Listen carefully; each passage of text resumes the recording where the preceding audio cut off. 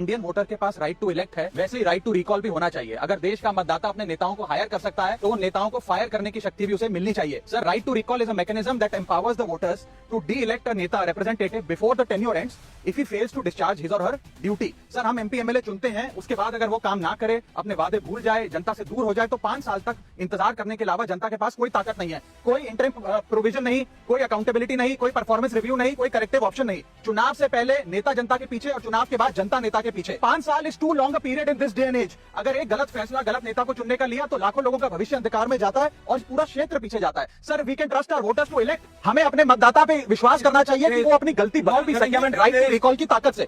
Sir, let me clarify that right to recall is not a weapon against politicians. It is an insurance policy for democracy. और भारत के संविधान में जब आप राष्ट्रपति को इंपीच कर सकते हैं टेन्योर के दौरान, उपराष्ट्रपति को हटाने का प्रावधान है। जजों को इंपीच करने के लिए प्रोसेस लेट डाउन है। यहाँ तक कि रूलिंग गवर्नमेंट के खिलाफ नो कॉन्फिडेंस मोशन लाकर आप सरकार बर्खास्त कर सकते हैं। तो एमपी एमएलए अगर आपका नॉन परफॉर्मिंग है तो उसको हटाने के लिए क्यों नहीं राइट टू रिकॉल मतदाता को देना चाहिए। दुनिया की 24 से ज्यादा डेमोक्रेसीज में राइट टू रिकॉल का मैकेनिज्म लागू है, जिसमें यूएस, कनाडा, स्विट्जरलैंड जैसे देश है। मैं आपको उदाहरण देता हूं सर, कैलिफोर्निया में गवर्नर क्रिस डेविस नाम के नेता 2002 में चुने गए। उनके कार्यकाल में मैसिव पावर कट हुए, एनर्जी क्राइसिस हुआ, बजट की मिसमैनेजमेंट और गन शूटिंग की वारदातें हुई। उसके चलते 1.3 मिलियन कंस्टिट्यूएंट्स ने एक पिटीशन साइन करके दी कि इन्हें रिकॉल किया जाए। वहां के चुनाव आयोग ने रिकॉल वोट कराया 7 अक्टूबर 2003 को और 55% मतदाताओं ने वोट किया कि इस नेता को बर्खास्त किया जाए। ग्रे डेविस को हटाया गया और आर्नल्ड श्वार्ज़नेगर को वहां पे गवर्नर बनाया गया। सर, मैं बता दूं कि हिंदुस्तान में भी इसका प्रेसिडेंट है। कर्नाटक, मध्य प्रदेश, महाराष्ट्र और राजस्थान में रिकॉल मैकेनिज्म ग्राम पंचायत के स्तर पे लागू है और ग्राम सभा के लोग मतदाता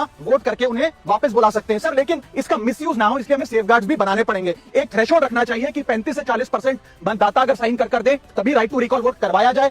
नेता को 18 महीने के लिए परफॉर्मेंस पीरियड देना चाहिए, कूलिंग ऑफ पीरियड, जिसमें उसे ना हटाया जाए। स्पेसिफिक ग्राउंड्स फॉर रिमूवल होने चाहिए ताकि प्रिविलेज ग्राउंड्स ना हो और रिकॉल कम से कम 50% वोटों के बाद हो। ऐसा होगा तो पार्टियां भी ऐसे लोगों को टिकटें देंगी जो परफॉर्मर्स हो, ना कि नॉन परफॉर्मिंग एसेट, और भारत की डेमोक्रेसी मैच्योर होगी, सिटीजन एम्पावरमेंट बढ़ेगा and recall will give the voter the power to fix that right now. Sir, ऐसे और फैक्ट्स जानने के लिए वायरल फैक्ट्स इंडिया को फॉलो करें।